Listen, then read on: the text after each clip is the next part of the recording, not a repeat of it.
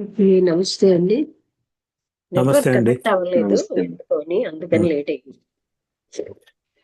మనం ఈరోజు ధమ్మపదమే కదా చదువుతున్నాం. అవునండి. ధర్మపదం. ఈ-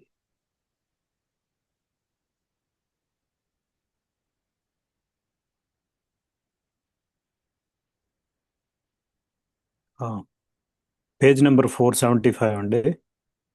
నేను new chapter. 475.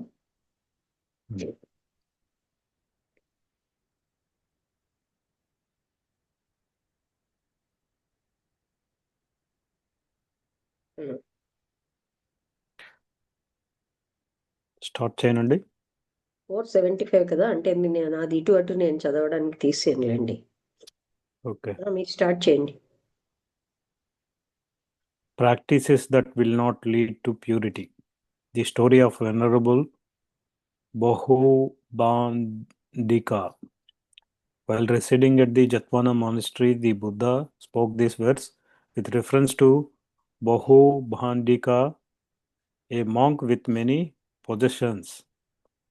Once there was a rich man in Savatthi. After the death of his wife, he decided to become a monk. But before he entered the Sangha, he built a monastery, which included a kitchen and a storeroom. He also brought his own furniture, utensils, and a large stock of rice, oil, butter, and other provisions. Whatever dishes he wanted were cooked for him by his servants. Thus, even as a monk, he was living in comfort, and because he had so many things with him, he was known as Bahubhandika. One day, ఇంకావా? other monks one day other monks took him to the Buddha, and in his presence told the Buddha about the many things he had brought along with him to the monastery, and also how he was still leading the luxurious life of a rich man. So the Buddha said to Bahubandika, "My son, I have been teaching all of you to live an austere life. Why have you brought so much property with you?" When reprimanded even this much, that monk lost his temper and said angrily, "Indeed, Venerable, I will now live as you wish me to." So saying, he cast off his upper robe. చెప్తారా ఈ paragraph? ఇదేంటంటే venerable బహుబంధిక. బంధిక అంటే ఎన్నిటితోటో బంధం అయిపోయాడు. ఆయన జతవానా మోనాస్ట్రీలో బుద్ధుడు నివసించినప్పుడు ఈ బహుబంధికాన్ని ఉద్దేశించి, ఆయన ఒక మాంక్ అన్నమాట. ఎన్నో ఆయనకు ఉండేవన్నమాట పొజిషన్స్. వాటిని ఉద్దేశించి బుద్ధుడు చెప్తున్నారు. ఒకప్పుడు ఒక సవతిలో చాలా ధనవంతుడు ఉండేవాడు. ఆయన మరణానంతరమును, ఆ భార్య మరణానంతరం ఆయన ఏం నిర్ణయించుకున్నాడంటే ఒక మాంక్ అయిపోదామని. కానీ ఆయన అందులో సంఘంలో ప్రవేశించే ముందు ఒక మోనాస్ట్రీ కట్టించాడు. అందులో ఒక కిచెన్ ఉంది, అలాగే స్టోర్ రూమ్ కూడా ఉంది. ఆయన తన ఫర్నిచర్ని కూడా తెచ్చేసాడు.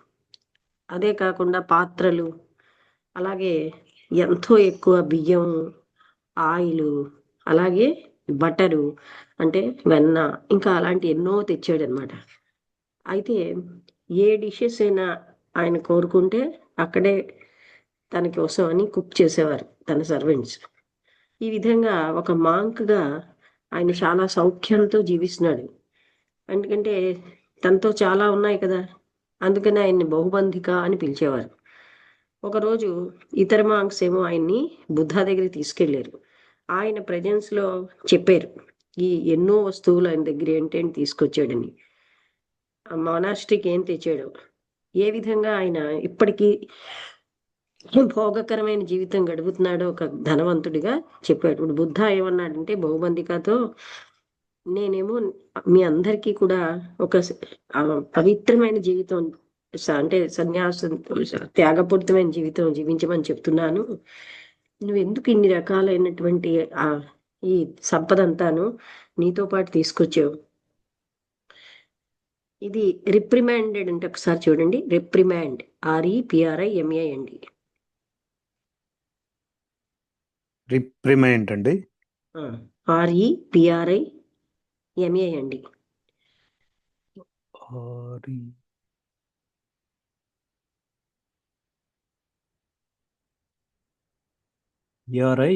RIMAND. A rebuke, especially an official one. Reprimand దానికి implies a severe, formal, often public or official rebuke. ఆయన ఏం చేశాడంటే దానికి సమాధానంగా వెంటనే మాంకేమో తన యొక్క ఆ టెంపర్ కోల్పోయి, my son, I have been teaching, నేను ఇలా చెప్పానంటే నువ్వు ఇవన్నీ ఎందుకు తీసుకొచ్చావు అని బుద్ధుడు అడిగితే ఆయన మాంక్ ఏమో తన యొక్క టెంపర్ని కోల్పోయి యాంగ్రీగా చెప్పాడు, indeed venerable, I will now live as you wish me to. మీరు ఎలా కోరుకుంటే నేను అలాగే జీవిస్తానని చెప్పి తన పైన ఉన్నటువంటి ఆ రోబ్ అంటే వస్త్రాన్ని కూడా తీసేసాడు.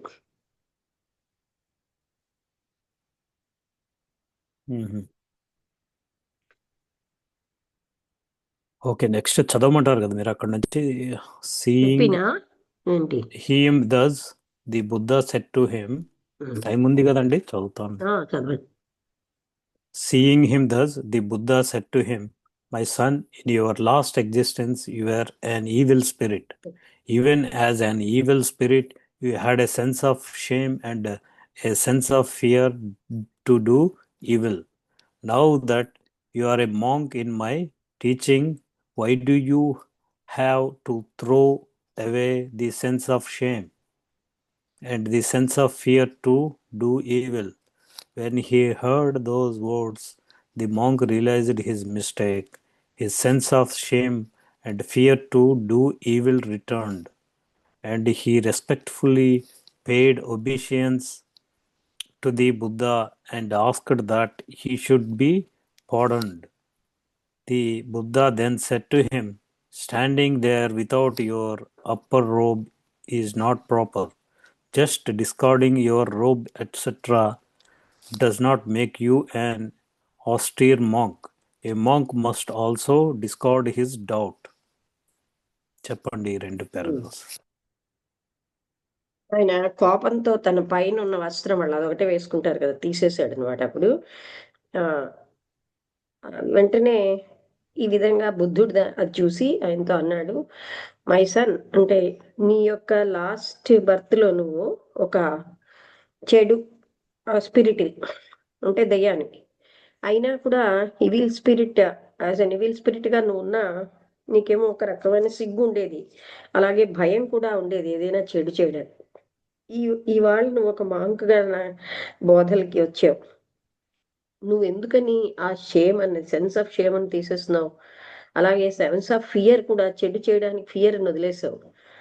ఈ విధంగా ఆయన వినేసరికల్లా ఈ పదాలు ఆ మాంక్ గ్రహించాడు ఏంటంటే తన తప్పు. ఆయన సెన్స్ ఆఫ్ షేమ్ని వదిలేసాడు, భయాన్ని వదిలేసాడని అని, అది వెనక్కి ఆయనకి ఆ ఇవిల్ చేసేది వచ్చేసిందని. అప్పుడు ఆయన గౌరవప్రదంగా బుద్ధుడికి నమస్కరించి బుద్ధుడితోటి అడిగాడనమాట, నన్ను క్షమించండి అని. బుద్ధ అప్పుడు ఏం చేశాడంటే, without your upper robe is not proper. ఆ విధంగా నీ యొక్క పైన ఉన్నటువంటి అది తీసేసి ఉండడం రైట్ కాదు. నువ్వు నీ యొక్క రోగును వదిలేసావు, అంటే డ్రెస్ వస్త్రాన్ని, కానీ అది అలా అంత మాత్రంలో నువ్వు పవిత్రమైన మాంకు కాదు. అదేమి నిన్ను పవిత్రమైన మాంక్ చెయ్యదు. ఏ మాంక్ అనే వ్యక్తి ఎప్పుడు కూడా తన యొక్క సందేహాలన్నీ వదిలేసి ఉండాలి, అంటే అంత నిస్సందేహంగా అయిపోవాలని.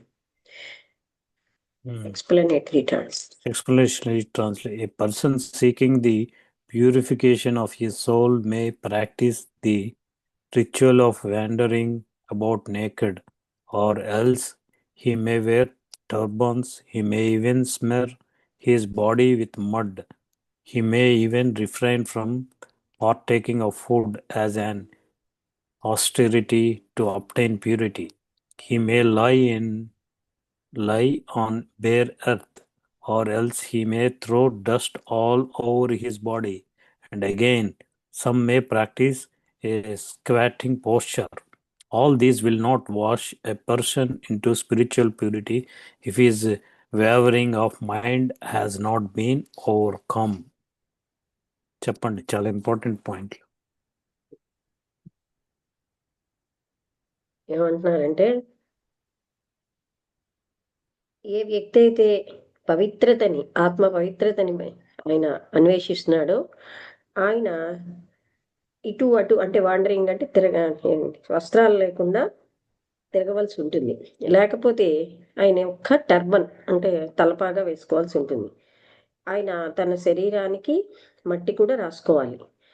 ఈమె ఈవెన్ రిఫ్రైన్ అంటే food as an austerity to obtain purity అంటే ఒక రకమైన పవిత్రత కోసం ఆహారాన్ని కూడా వదిలేయాలి తన పవిత్రతని పొందడానికి. ఈమె లై అండ్ బేర్ ఎర్త్, భూమి మీదే ఆయన ఏమీ పరుచుకోకుండా పడుకోవాలి. లేకపోతే ఆయన తన శరీరం మీద డస్ట్ అంతాను పులుముకోవాలి. సమ్ మే ప్రాక్టీస్ ఏ స్క్వాటింగ్ పోస్చర్. స్క్వాటింగ్ అంటే మనం తెలుగులో ఏమంటామండి? స్క్వాటింగ్ అంటే కూర్చోవడం, ఒక రకంగా కూర్చోవడం. అంటే ఆ రకమైన పోస్చర్ లో కూర్చోవాలి. స్క్వాటింగ్ తెలుగులో చూస్తాము, నాకు సమస్య చూస్తానండి. స్క్వాటింగ్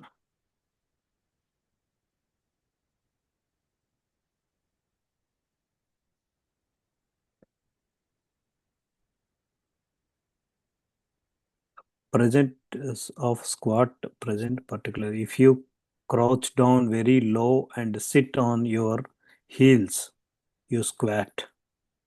హీల్స్ అంటే మన పాదాల్లో హీల్ అంటాం కదండి, తెలుగులో ఏమంటాం అది? హీల్స్ మీద అంటే పాదం యొక్క చివరి భాగం మీద కూర్చోవాలన్నమాట. దాన్ని స్క్వాటింగ్ అంటారు. అంటే అది కూడా అయినా చెయ్యవలసి ఖాళీ వస్తుంది. వేళ్ళు మీద. వేళ్ళు కూడా కాదు, హీల్ అంటే మడమ అంటే కిందన ఉన్నటువంటి పాదం యొక్క చివరి భాగం అదనమాట, దాని మీద కూర్చోవాలి. తర్వాత అదే ప్రాక్టీస్ ఏ స్క్వాటింగ్ పోస్చర్. ఇవన్నీ కూడా అతని యొక్క ఆ వ్యక్తిలో ఆధ్యాత్మికమైన పవిత్రతను తేవు. ఒకవేళ ఆయన గాని తనకి ఇటు అటు చలిస్తున్నటువంటి మనస్సుని జయించకపోతే ఇన్ని చేసినా కూడా ఆయనకి పవిత్రత రాదు.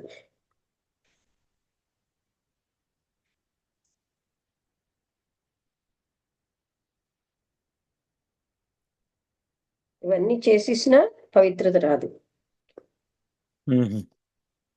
అది చెప్పారు. ఎక్స్ప్లెనేటరీ ట్రాన్స్లేషన్ అయింది కదండి. Commentary. Not by wandering naked. This stanza refers to innumerable rites and rituals practiced by various ascetics and liberation seekers.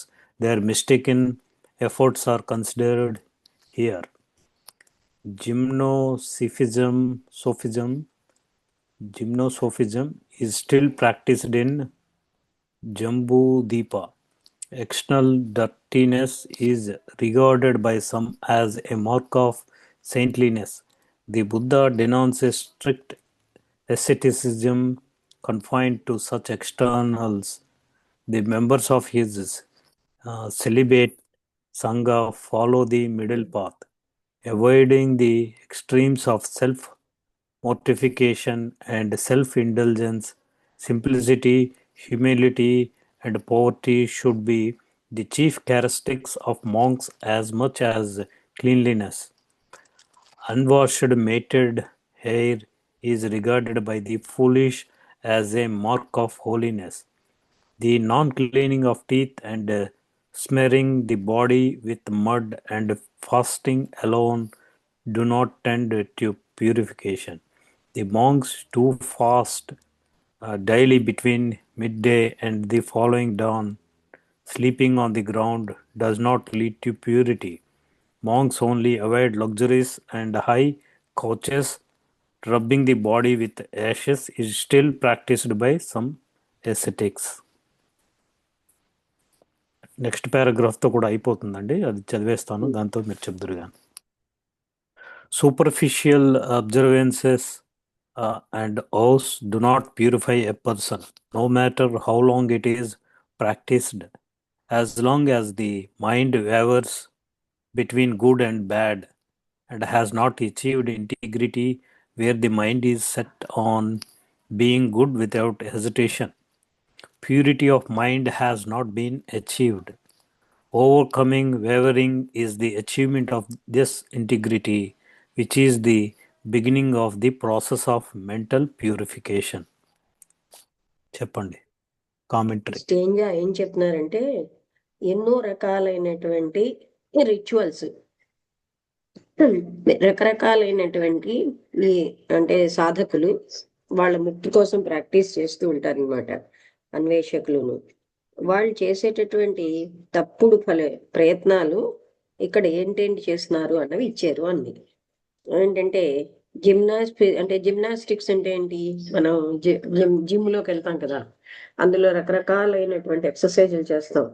అది జైన్ బుధిపా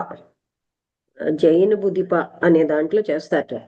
ఎక్స్టర్నల్ గా మనం dirtiness is regarded by some as a monk of say, అంటే ఇప్పుడు external గా మనకు ఉన్నటువంటి మలినాన్ని as a mark of సెయింట్లీనెస్ అంటే తొలగించుకోవడమే మనం సెయింట్లీనెస్ అని అనుకుంటారు. బుద్ధ ఇక్కడ ఏం చెప్తున్నారంటే, స్ట్రిక్ట్ గా ఆ బ్రహ్మచర్యం అంటే అలాంటి టు సచ్ ఎక్స్టర్నల్స్ అంటే బుద్ధ డినౌన్సెస్ అంటే అది ఆయన ఎంకరేజ్ చేయట్లేదు. మెంబర్స్ ఆఫ్ హీ సెలిబేట్ అంటే తన సంఘంలో ఉన్నటువంటి ఈ సన్యాసులు మధ్య మార్గాన్ని పాటించమన్నారు. ఏంటంటే ఎక్స్ట్రీమ్స్, అందులోని శరీరాన్ని బాధించుకోవడంలో ఎక్స్ట్రీమ్స్ వద్దు, సుఖపెట్టడంలోని వద్దు. అందుకని తన్ని తాను బాధ పెట్టుకోవడం, సెల్ఫ్ ఇంటెలిజెన్సెస్ ఇవన్నీ వద్దన్నారు. సరళత్వం, నమ్రత, ఆ తర్వాత పవర్టీ అంటే పేదరికం, ఇవి ముఖ్యమైనటువంటి లక్షణాలు ఎవరికి అంటే ఆ మాంక్స్ అందరికీ. అలాగే పరిశుభ్రత, అలాగే అన్వాష్డ్ మ్యాటెడ్ హెయిర్ అంటే ఏంటి, చాలా మంది చూసారు కదా జడలు కట్టేసి ఉన్నటువంటి, అంటే వాళ్ళు ఎప్పుడు తలని కట్టుకోకపోవడం వల్ల జడలు కట్టేస్తుంటుంది. అలాంటి జుట్టు అన్నది ఫూలిష్ అని ఒక మాంక్ విషయంలో, మాంక్ యొక్క mark of holiness as a అంటే పవిత్రతకి చిహ్నం కాదని చెప్తున్నారు. అలాగే అన్వాష్డ్ అంటే the non cleaning of teeth అంటే పళ్ళు తోముకోకపోవడం, అలాగే శరీరాన్ని మట్టితోటి పులువుకోవడం అంటే బురదతోటి, అలాగే బాగా ఉపవాసం చేయడం, ఇవంటి పవిత్రతకి తీసుకెళ్ళవు. మాంక్స్ అన్నవారు too fast daily between mid day, monks ఏం చేయాలి, మధ్యాహ్నం భోజనానికి అలాగే ఫాలోయింగ్ డాన్ మన్నాడు పొద్దున్న భోజనానికి మధ్యలో ఏమి తినరు. Sleeping on the ground does not lead to purity, భూమి మీద పడుకుంటే ఏమి పవిత్రతకి దారి తీయదు. మాంక్స్ ఓన్లీ వాళ్ళు ఏం చేయాలంటే లగ్జూరియస్ గా అంటే విలాసవంతమైన జీవితాన్ని వదిలేయాలి. అలాగే అంటే మంచి పడుపుల మీద పడుకోవడం ఇవన్నీ వదిలేయాలి. శరీరాన్ని యాషెస్ అంటే బూడిదతో పులుకోవడం అన్నది ఇప్పటికీ, బూడిదంటే కొంతమంది ఏమిటంటారండి, దాన్ని విభూతితో పులుకుంటారు కదా, ఇప్పటికీ ప్రాక్టీస్ చేస్తున్నారు. సూపర్ఫిషియల్ గా ఇలాంటివన్నీ కూడా ఒక వ్యక్తిని పవిత్రం చెయ్యవు. అది ఎన్నాళ్ళు ప్రాక్టీస్ చేసినా సరే, ఎంతకాలం అయితే మనసు మంచికి చెడ్డకి మధ్యలో ఊగుతూ ఉంటుందో, అంటే ఆయన ఏ రకమైనటువంటి ఇంటిగ్రిటీ అంటే సమైక్యత్వం అంతర్గతంగా అంటే ఇంద్రియ నిగ్రహాన్ని పొందలేదు. మైండ్ అన్నది ఎప్పుడు కూడా బీయింగ్ గుడ్ వితౌట్ హెజిటేషన్ అంటే ఏ రకమైనటువంటి సంకోచం లేకుండా అయిపోతుందో, అది not achieved and has not achieved integrity wear the mind is అంటే అలా ఇంటెగ్రిటీని పొంది అది ఎప్పుడు మనస్సు ఏమోని హెజిటేషన్ లేకుండా అయిపోతుందో, purity of mind has not been achieved. అంటే ఇక్కడ దేనికి చెప్పారు అంటే ఆ ప్యూరిటీ ఆఫ్ మైండ్ అనేది ఎన్నాళ్ళు ఈ ప్రాక్టీసులు చేసినా వాళ్ళు పొందలేరు. ఓవర్కమింగ్ వేవరింగ్ అంటే ఈ మనస్సుని ఇటు అటు చలింప చేయడాన్ని జయించడం అన్నదే ఆయన యొక్క ఇంటెగ్రిటీ. అదే beginning of the process of mental purification. మానసికమైన పవిత్రతకి అదే నాంది. అంటే ఏంటి, మనస్సు స్థిరంగా అంటే ఇటు అటు కదలకుండా డౌట్లెస్ గా అవడమే నాంది. ఇది నెక్స్ట్ది.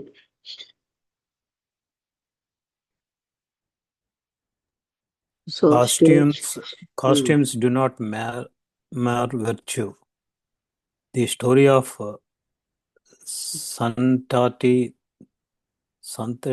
the minister. While residing at the Jatwana monastery, the Buddha spoke this verse with reference to Santati, the minister of King Pasenadi of Kosala.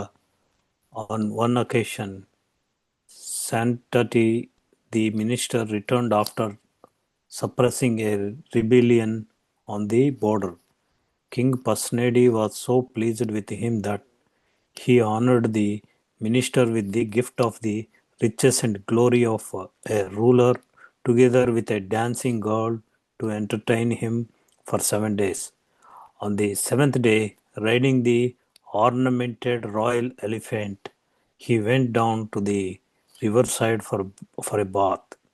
On the way, he met the Buddha going on an alms round, and being drunk, he just bowed casually as a sign of respect to the Buddha. The Buddha smiled, and Ananda asked the Buddha why he smiled. So the Buddha said to Ananda, this minister will message come కూడా to see చదివింది. me. Next message కూడా. Okay, Ananda, this minister will come to see me this very day, and after I have given him a short discourse, he will become an arhat. Soon after becoming an arhat, he will realize parinibbana. Santati and his party spent the whole day at the riverside, bathing, eating, drinking, and thus thoroughly enjoying themselves. In the evening, the minister and his party went to the garden to have more drinks and to be entertained by the dancer. The dancer, on her part, tried her best to entertain the minister. For the whole week, she was living on reduced diet to keep herself trim. While dancing, she suffered a severe stroke and collapsed. And at that instant, she died with her eyes and mouth wide open. The minister was shocked and deeply distressed. In agony, he tried to think of a refuge and remembered the Buddha. He went to the Buddha, accompanied by his followers, and related to him about the grief and anguish he suffered on account of the sudden death of the dancer. He then said to the Buddha, Venerable, please help me get over my sorrow. Be my refuge and let me have the peace of mind. To him the Buddha replied, Rest assured, my son, you have చేసేస్తాను come అప్పుడు తాళం తీసుకెళ్ళి చేద్దాం you have come to one who could help you, one who could be a constant solace to you and who will be your refuge. The Okay. tears you have shed due to the death of this dancer throughout the round of rebirth is more than the waters of all the oceans. The Buddha then instructed the minister in verse. The meaning of the verse is as follows. In the past there has been in you clinging upadana due to craving. Get rid of it. In future, do not let such clinging occur in you. Do not also harbor any clinging in the present. By not having any clinging, craving and passion will be calmed in you and you will realize Nibbana. చెప్పండి. అదే అంటే జత్వానా మోనాస్ట్రీలో ఉన్నప్పుడు బుద్ధుడేమో సంతటి అన్న ఆయన ఆ minister అన్నమాట, రాజుగారి మినిస్టర్ని ఉద్దేశించి ఆ రాజుగారు ఎవరు, పాసనాడి ఆఫ్ కోసలాకి రాజు, ఆ రాజుగారి యొక్క మంత్రిని ఉద్దేశించి ఇలా చెప్తున్నారు. ఒకసారి ఆ సంతటి ఏం చేశాడంటే మినిస్టర్ తన యొక్క అంటే తిరుగుబడుతున్నటువంటి ఆ బార్డర్ ని rebellion pressing a rebellion on the border, అంటే బార్డర్ లోని ఆ రాజ్యం యొక్క అంచులలో వాళ్ళని అణిచేసిన తర్వాత ఆయన on one occasion Santati the minister వెనక్కి వచ్చేస్తున్నాడు. అప్పుడు పాసనాడి ఆయన ఎంతో సంతోషించి అంటే అతను వాళ్ళని అణిచేసాడు కదా, అందుకని ఆయన ఏం చేయాలంటే ఆయన మినిస్టర్ కి గౌరవంతో ఎన్నో రకాలైనటువంటివి ఆయనకి బహుమతిగా ఇచ్చి glory of a ruler together with a dancing girl, అంత ఒక రూలర్ రాజుగారికి ఉన్న వైభవంతో పాటుగా ఒక నడిచే అంటే డాన్స్ చేసేటటువంటి ఒక స్త్రీని కూడా ఎంటర్టైన్ హిమ్ ఫర్ 7 days, 7 రోజుల పాటు ఆయనని నృత్యంతో ఆనందింపచేయి అని పంపించాడు. ఆ 7వ రోజు ఆర్నమెంటల్ రాయల్ ఎలిఫెంట్, అంటే ఎంతో రాయల్ బాగా అలంకరించబడిన రాజుగారి యొక్క, అంటే రాయల్ ఎలిఫెంట్ అంటే రాజుగారి గుర్రం, అది ఎప్పుడు కూడా చాలా అలంకరించబడుతుంది. ఆయన రివర్ సైడ్ కి వెళ్ళాడు ఒక స్నానం చేయడానికి. ఆ మార్గంలో ఆయన బుద్ధాన్ని కలిశాడు.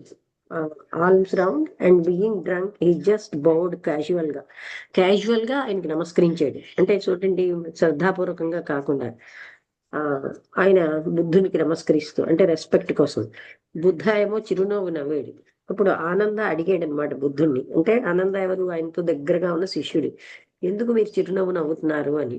అప్పుడు బుద్ధ ఆనందతో ఏం చెప్పాడంటే, ఈ మినిస్టర్ అన్నమాట నన్ను చూడడానికి ఈ రోజే, after I have given short discourse, నేను ఒక చిన్న ఉపన్యాసం ఇచ్చిన తర్వాత ఆయన ఏమోని ఒక అర్హతగా నా దగ్గరికి వస్తాడు. సూన్ ఆఫ్టర్ బికమింగ్ ఎన్ అర్హత్, అలా అర్హత్ అయ్యేన తర్వాత ఆయన పరినిబ్బానాన్ని పొందుతాడు అని. అంటే సంతటి ఆయన పార్టీ ఆ రోజంతా కూడా ఆ రివర్ సైడ్ లో గడిపారు. అక్కడ స్నానం చేస్తూ, తింటూ, డ్రింక్ చేస్తూ ఆ విధంగా సంపూర్ణంగా అనుభవించేసాడు అనమాట. సాయంత్రం అయ్యేసరికి ఆ మినిస్టరు ఆయన పార్టీ కూడా అక్కడ ఉన్న ఉద్యానవనంలోకి వెళ్ళారు, ఇంకాను డ్రింక్స్ అవి చేయాలని, తన డాన్సర్ ని ఎంటర్టైన్ చేయడానికి. అయితే ఆ డాన్సరు ఆమె చెప్పినట్టుగా తనకి వీలైనంత బెస్ట్ గా వాళ్ళని వినోదింప చేయడానికి చేసింది మినిస్టర్ని. ఆ హోల్ వీక్, ఆ వారం అంతా కూడా ఆ రెడ్యూస్డ్ డైట్, అంటే హీ వాజ్ ఆహారం తక్కువగాను తీసుకుని to keep herself trim, ఆమె తక్కువ ఆహారంతో కావాలి అంటే ట్రిమ్ గా ఉంచాడు. వైల్ డాన్స్ చేసినప్పుడు ఆవిడేమో చాలా సివియర్ స్ట్రోక్ అండ్ కొలాప్స్, ఆవిడకి స్ట్రోక్ వచ్చి పడిపోయింది. అండ్ అట్ దట్ ఇన్స్టెంట్, ఆ సంఘటనతో ఆవిడ చనిపోయింది. తన కళ్ళు with her eyes and mouth wide open, కళ్ళును నోరు తెరిచి ఆవిడ పడిపోయింది, పూర్తిగా చనిపోయింది. ఎందుకంటే బాగా డాన్స్ చేయాలంటే కడుపు నిండా తినుకోకూడదు కనుక తక్కువే తింటూ. తర్వాత మినిస్టర్ ఏమో షాక్ అయిపోయాడు, ఆయనకి చాలా అంటే బాగా లోతుగాను నిస్పృహ వచ్చేసింది అనమాట. ఆయన బాధతో ఒక ఆశ్రయం కోసం ఆలోచిస్తున్నాడు. అప్పుడు గుర్తొచ్చింది అనమాట బుద్ధుడు గుర్తొచ్చాడు. అప్పుడు బుద్ధ దగ్గరికి వెళ్ళాడు.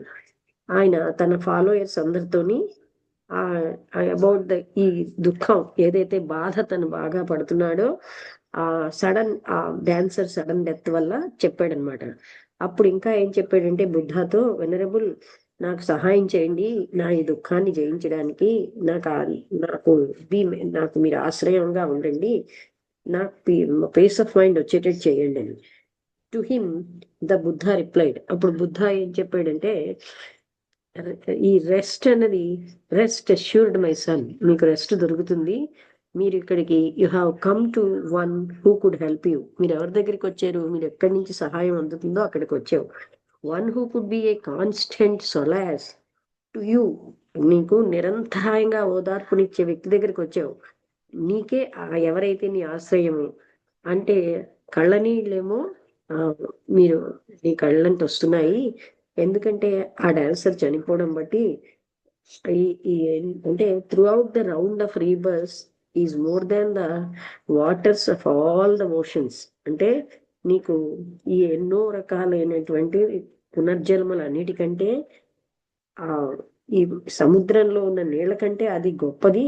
అంటే this dancer throughout the round of rebirths is more than the waters of all the oceans. అంటే రీబర్స్ అంటే తిరిగి పునరపి జననం అలాంటివి రావడం అన్నది ఈ సముద్రంలో నీళ్ళ కంటే గ్రేట్ అది అని. టీయర్స్ యు హావ్ షెడ్, నువ్వు ఆమె కోసం వదిలినటువంటి ఈ కన్నీళ్లు to the depth of this dancer, ఈ డాన్సర్ కోసం నీ నుంచి వచ్చిన కన్నీళ్ళు అన్నవి సముద్రంలో ఉన్న నీళ్ళన్నిటికన్నా కూడా ఈజ్ మోర్ దాన్, చాలా ఎక్కువ. Throughout the round of rebirths అంటే ఆమె యొక్క జన్మలకి. The Buddha then instructed the minister, ఈ వర్స్ చెప్పాడు. The morning of the meaning of the verse, ఆయన చెప్పినటువంటి ఆ పద్యము, వర్స్ అంటే తెలుగులో వర్స్ అని ఒకటి పద్యం అందాం ఇలా ఉందిట. గతంలో నువ్వేమోని ఉపాదాన డ్యూ టు క్రేవింగ్ అంటే బాగా ఎక్కువగాను కోరికలు గట్టిగా పట్టుకున్నావు. Get rid of it. అది get rid of it in future అంటే clinging due to craving, get rid of it అంటే ఇప్పటి వరకు ఇన్ ద పాస్ట్ లో నువ్వు పట్టుకుని అతిగా అంటే ఉన్నటువంటి తీవ్ర కోరికలు అది వదిలేయి. ఇన్ ఫ్యూచర్ భవిష్యత్తులో do not let such clinging, ఇంకా అలాగా నీలో అలాంటిది ఉండకూడదు. అలాగే any clinging in the present లో దేన్ని పట్టుకుని వేలాడకు. By not having any clinging, ఎప్పుడైతే నువ్వు దేన్ని పట్టుకుని వేలాడవో అదే అంటే దాంతో ఎక్కువ లంపటం పెట్టుకోవో అప్పుడు ఈ క్రేవింగ్ ఈ ప్యాషన్ ఇవి కూడాను నీలో పోతాయి. యూ విల్ రియలైజ్, అప్పుడు నీకు నిర్వాణం అనేది వస్తుంది. ఇప్పుడు అందరికీ ఇది టీచింగే అంటే ప్రెసెంట్లో కానీ పాస్ట్లో కానీ నా వాళ్ళు అని వాళ్ళకి క్లింగ్ అవ్వకూడదు, నాకు సుఖాలని వాటికి క్లింగ్ అవ్వకూడదు, వస్తువులకి మనం క్లింగ్ అవ్వడం అంటే వాటితోటి లంపటం పెట్టుకోకూడదు. అలా పెట్టుకోవడం వల్లే మనకి దుఃఖం ఎక్కువ వస్తుంది. అది బుద్ధుడు మనకి చెప్తున్నాడు. అప్పుడు ఆయన నిర్వాణాన్ని పొందారు. అప్పుడు నువ్వు నిర్వాణాన్ని పొందుతావు అని చెప్పారు. ఇది అయిపోయింది. ఇది కూడా చదివారు కదండి లేదా? ఏది ఎక్కడి నుంచి అంటే మీరు కంటిన్యూస్ చదవమన్నారు ఈ కదా? పాసేజ్ రెండో పాసేజ్ అయిన తర్వాత మీరు చదవలే కదా? చదవలేదండి. ఈ వర్స్ విన్నాక ఇక్కడి నుంచి after hearing the verse. After hearing the verse, the minister attained arhatship, then realizing that his lifespan was at an end, he said to the Buddha, Venerable, let me now realize parinibbana, great demise. From my time has come. The Buddha, consenting, Santati rose to a height of 7 toddy palms into the sky, and there, while meditating on the element of fire, Tejo Kashina, he passed away, realizing Parinibbana. His body went up in a flames, his blood and flesh burnt up, and bone relics fell through the sky and dropped on the clean piece of cloth which was spread by the monks as instructed by the Buddha. The monks asked the minister had realized Parinibbana dressed in full regalia. Is he a samana or a brahmana? The Buddha replied, my son can be called both samana and brahmana. పరినిబ్బాన అయిపోయాక వాళ్ళని అలా పిలుస్తారనమాట. అది సమన బ్రాహ్మణ అంటే ఆయన